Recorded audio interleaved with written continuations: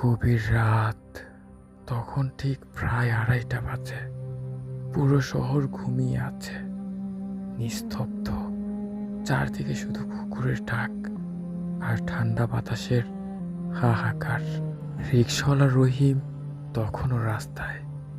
সারাদিনে ভাড়া কম হয়েছে বলে তাই একটু দেরি করে বাসায় ফিরছিল সে। হঠাৎ রাস্তার মোড়ে একটি সাদা শাড়ি পরা মহিলা হাত তুলল। রহিম থমকে গেল। মহিলার মুখ দেখা যাচ্ছিল না, চুল মুখ ঢেকে রেখেছে। অদ্ভুত কর্কশ কণ্ঠে বলল, চাচা, কবরস্থানের পাশ দিয়ে যাবেন? রহিমের বুক কেঁপে উঠল। কবরস্থানের রাস্তাটা সবাই এড়িয়ে চলে, কিন্তু দ্বিগুণ ভাড়া পাবে ভেবে রাজিও হলো। যেহেতু সারাদিন সে ভাড়া পায়নি, পেলেও খুব সামান্য ইনকাম হয়েছে। রিক্সা চলতে লাগলো। চারদিকে নিস্তব্ধতা, শুধু চাকায় চাকায় শব্দ আর বাতাসের শো শো আওয়াজ।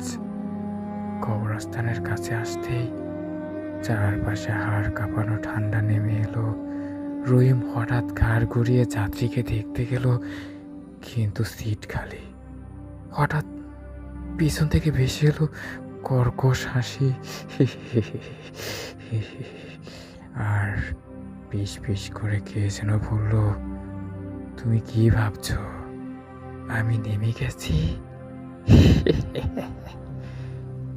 রহিমের গায়ে কাঁটা দিয়ে উঠল। রিকশার চাকা থেমে গেল, যেন কেউ শক্ত করে ধরে রেখেছে। পিছনে তাকাতে দেখল সাদা শাড়ি পরা সেই মহিলা এবার দাঁড়িয়ে আছে রিকশার সামনে।